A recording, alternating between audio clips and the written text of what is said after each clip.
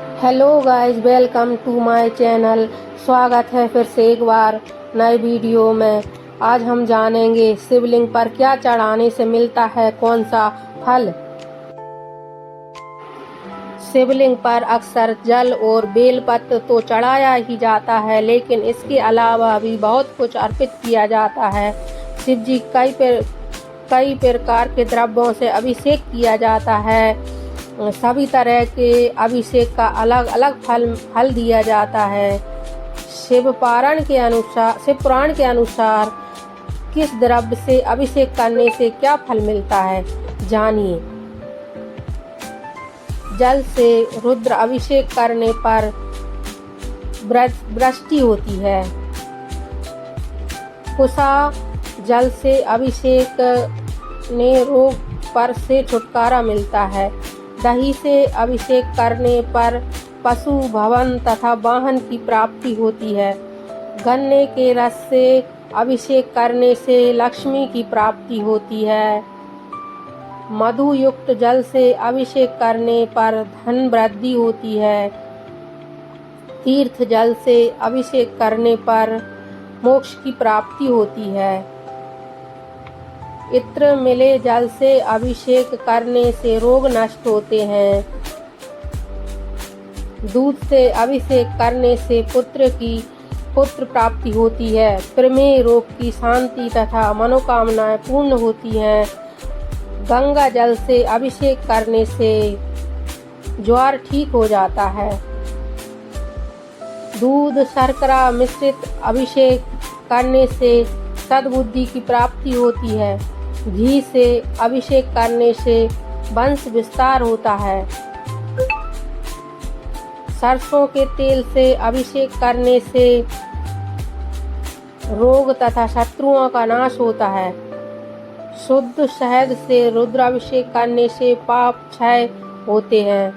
इसके अलावा शिवलिंग पर कच्चे चावल चढ़ाने से धन संपत्ति की प्राप्ति होती है।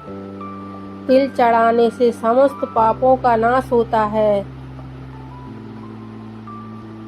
शिवलिंग पर जौ चढ़ाने से लंबे समय से चली रही परेशानी दूर होती है।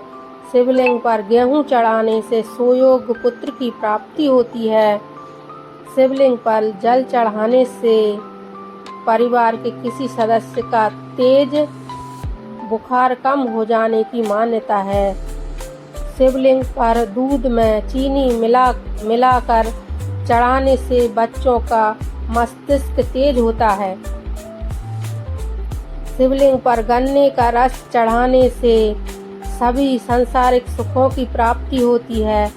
शिवलिंग पर गंगा जल चढ़ाने से मनुष्य को भौतिक सुखों की इसके साथ साथ मोक्ष की प्राप्ति होती है। शिवलिंग पर शहद अर्पित करना से टीबी या मधुमेह की समस्या में राहत मिलती है। शिवलिंग पर गाय के दूध से बना शुद्ध देसी घी चढ़ाने से शारीरिक दुर्बलता से मुक्ति मिलती है। शिवलिंग पर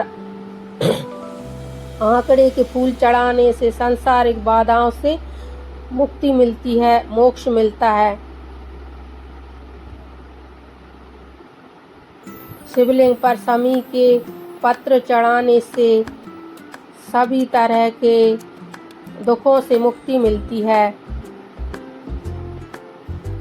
उपरोक्त कार्य सोमवार, त्रयोदशी, शिवरात्रि या श्रवण के मास में नित्य करेंगे तो लाभ मिलेगा।